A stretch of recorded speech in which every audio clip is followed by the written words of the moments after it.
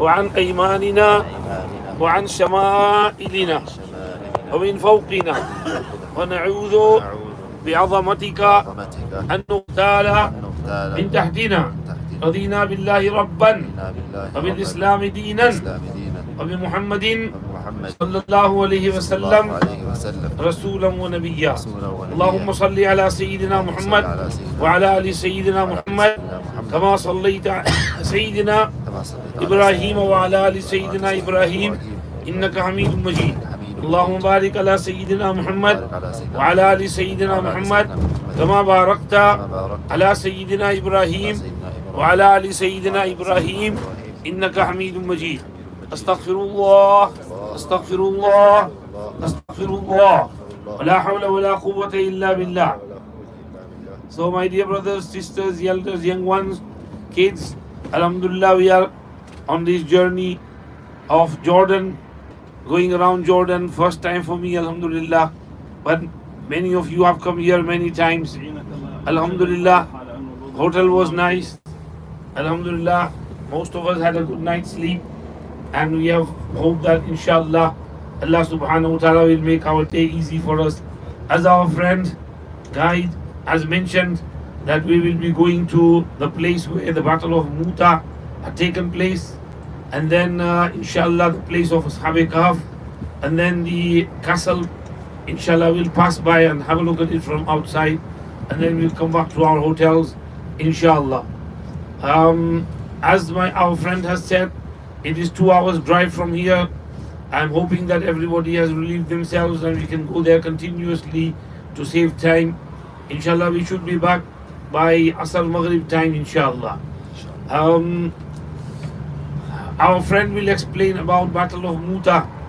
It was a very strategic battle during the time of Nabi Kareem sallallahu alaihi wasallam, and we come here to learn our history, how Nabi Kareem sallallahu alaihi wasallam himself and how our Sahaba Kiram ridwanullahi alayhim ajma'een sacrificed for the sake of Deen, and how they done so much to let this Deen Islam reach us. So we have to learn our history. If we don't study our history, we can't progress in future.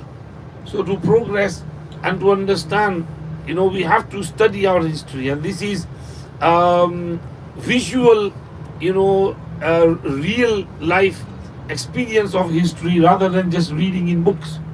So inshallah we will learn lessons from our history, learning how the Sahaba sacrificed, what happened, how the battle took place, why Nabi Kareem sallallahu alaihi wasallam had to send that army in this area, how they had killed the envoy of Hazrat Nabi Kareem sallallahu alaihi wasallam, and which necessitated some retaliation from the Muslims, because envoys were not to be killed. It was an international rule, but they killed him. So that's why Nabi Pak sallallahu alaihi wasallam had to send the army. So we will learn this inshallah, and many lessons from there. Also, we will go to the place where Ashab Kahf are said to have been staying, and they are sleeping there.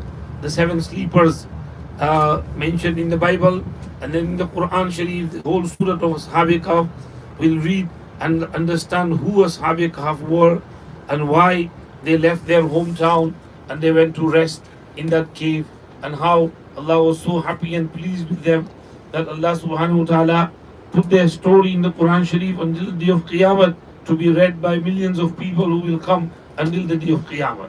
This shows that when you hold on to Allah subhanahu wa ta'ala and you sacrifice for the sake of Allah subhanahu wa ta'ala, then Allah subhanahu wa ta'ala is extremely loving, caring, and Allah subhanahu wa ta'ala himself remembers you, showers his rahman, mercy upon you, and he mentions these in the Quran. He will mention us in the generations to come if we offer sacrifice for the sake of Allah subhanahu wa ta'ala. So we will go over these things. MashaAllah, as our friend said, Amman is a beautiful place, very peaceful, alhamdulillah, safe. So he is there to help us and guide us. Inshallah, I will hand over the mic to our guide who will continue, inshallah. Let's start from Amman city. It's the capital of Jordan and the biggest city as well. Third of the population of Jordan living in Amman, around 4 million. Your hotel and where we drove, this is west of the city. But we have the east as well, which is a little bit older than the west. The west more organized. So 4 million people, most of the population of Amman background Palestinian who came in 1948 and 1967. Now they have Jordanian citizen, but they still stick with the name of Palestine. They call it the White City because most of the building is built with limestone, which is local from Jordan, and it's big business in Jordan of exporting limestone as well.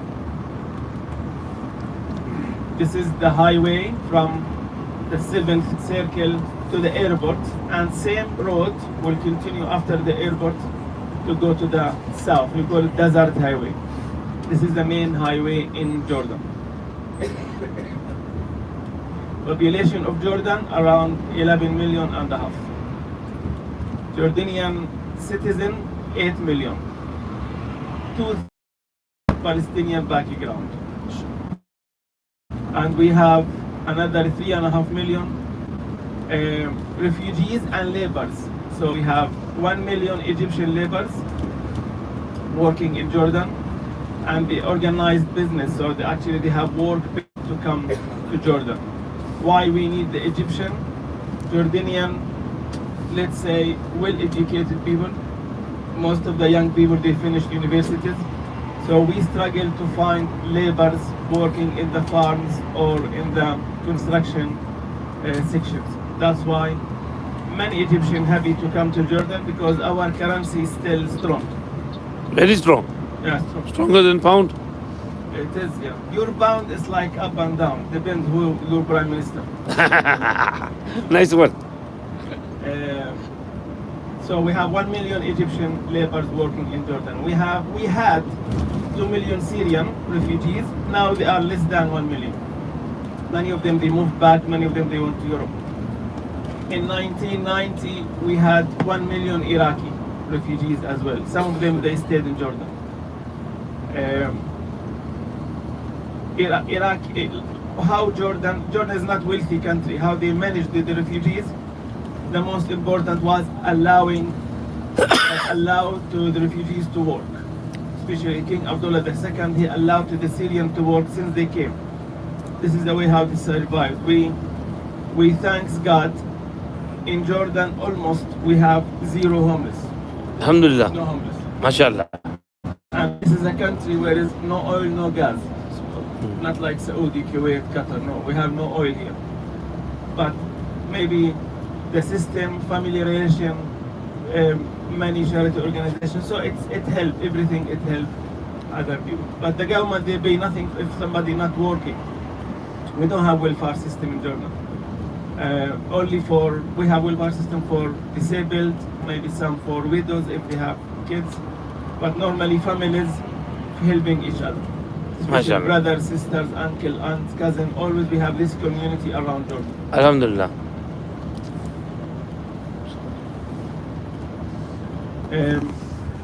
Jordan is a kingdom since 1949. We used to call it East Bank and West Bank. So West Bank is Palestine, or what's left from Palestine, and East Bank is Jordan. And the first king, his name Abdullah I, is the eldest son of Sharif Hussein, the Arab Revolution leader. So the royal family background from Mecca, and they came to Jordan because Sharif Hussein was the leader of Arab Revolution in 1916. And he sent his son to rule Jordan, and he sent another son, King Faisal, to rule Syria and Iraq. Then in 1967, West Bank occupied by Israeli force. Then Jordan stayed a kingdom only for the east bank of the river. We have the royal family from Sharif Hussein, then his son King Abdullah I, then King Talal, then we had King Hussein, who ruled Jordan more than 50 years. He passed away in 1999. Then now we have King Abdullah II, the King of Jordan, and his wife Queen Rania. In the same time, we have the Prime Minister. So we have House of Parliament. We elect them every 4 years. But the difference here, the King, he appoints the Prime Minister, not the House of Parliament. The House of Parliament can say yes or no, but the King, he chooses the Prime Minister. So far, it's fine comparing with some corruption in the Middle East. Jordan doing very fine regarding education and regarding human rights. Economy, it's not very good, especially because of the location of Jordan. We are at the moment, or in the last 15 years, we surrounded by wars and problems like the war of Iraq, the war in Palestine, the war in Syria, and we are just in the middle. So actually from Amman to the border, less than 50, to the border of Palestine, less than 50 kilometers. From Amman to Syria, less than 100 kilometers. From Amman to Iraq, around 300 kilometers. To Saudi, 300 kilometers as well. So we are in the heart of Middle East, small area. We closed the border for a few years with the neighbors because of the wars, and this has affected our economy very badly as well.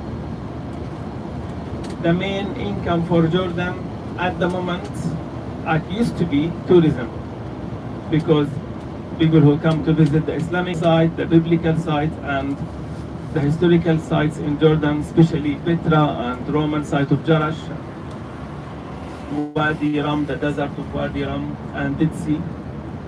But after the 7th of October, after the problem or the war in Gaza, tourism dropped down around 70%.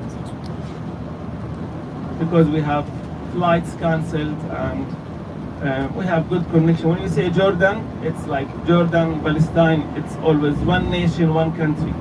So, and Westerns, they know this. Natural resources in Jordan, we don't have oil and gas, but we have phosphate. We are number 8 of the world of exporting phosphate. You know that phosphate for fertilizing the trees, and they extract some minerals from it as well. We have the potash company where they extract the salt from the Dead Sea.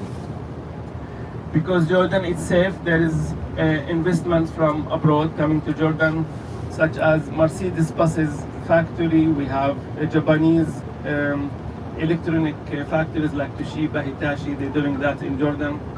Medicine factories in Jordan, it's high standard as well. And we export medicine to most of the Middle East. Farming in Jordan, agriculture, it's doing very fine. We export vegetables to some neighbors as well, especially Arab Gulf. Now for Jordanian, the most important, not the government, now for Jordanian themselves, the most important things for surviving is education. We have in Jordan around 32 universities, private and public, and this is big number in a small country like this. Most of the young people, they focus on education, and families, they focus in education as well. In Jordan, we have around 25,000 new graduate engineers every year. Of course, there is not enough jobs in Jordan for them, so our young people, they go to Arab Gulf. Kuwait, Saudi, Qatar, Emirates, Bahrain, and Oman. And most of the doctors, teachers, engineers, from Jordan. And over there in the Arab Gulf, they give citizen for nobody, even if you live there 50 years. So this is maybe good for Jordan, all the money coming back to Jordan. So this is big income for Jordan. We have hundreds of thousands of Jordanians working in the Arab Gulf. Banking system is strong in Jordan as well. We have the biggest bank in the Middle East called Arab Bank, and this is maybe why our currency is still stable. It's because of the banking system, because of the we call it the money in the central bank.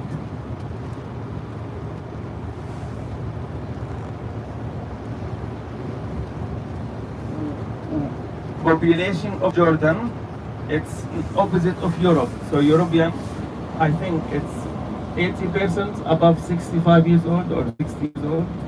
Here it's 80% under 35 years old. So it's young population. We still have big families. The average numbers of the kids, each family at the moment 7. ما شاء الله. Used to be 9. اللهم زد وزد. Yeah, it's 7 now. Number 1 is Palestinian. They still have 9 kids each family almost. ما شاء الله.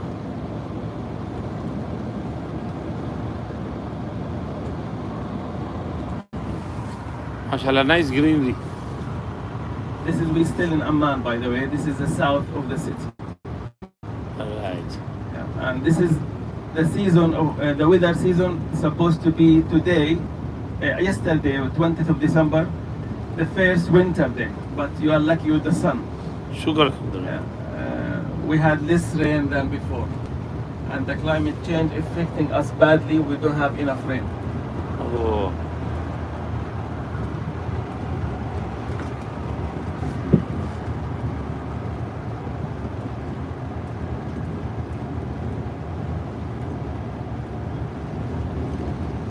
We have private and public universities. We will pass in a minute the Zaytuna University. This is a private. Education in the schools is free, but for universities, it's a competition. Who has high marks, they go for free. Low marks, they have to pay. And sometimes if your grades in the high school not very good, sometimes you have to go to the private or you go abroad, Egypt or Turkey. Why Egypt and Turkey is very cheap for us. Our currency is strong, so Egypt. If you send your son to Egypt, it's cheaper than if you send him to a university in Amman. It's cheaper, and they have good education as well. I think you know the site on the left.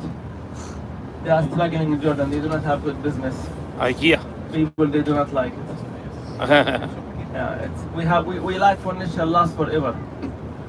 IKEA people believe is not good quality.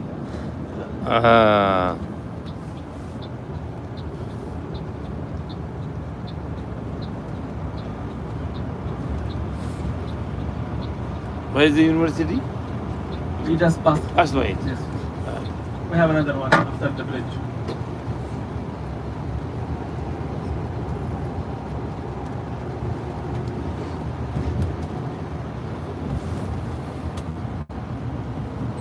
Many Muslims, they come to Jordan to study Arabic and Islamic as well. We have a special university for that called Al Bayt in the northeast of Jordan.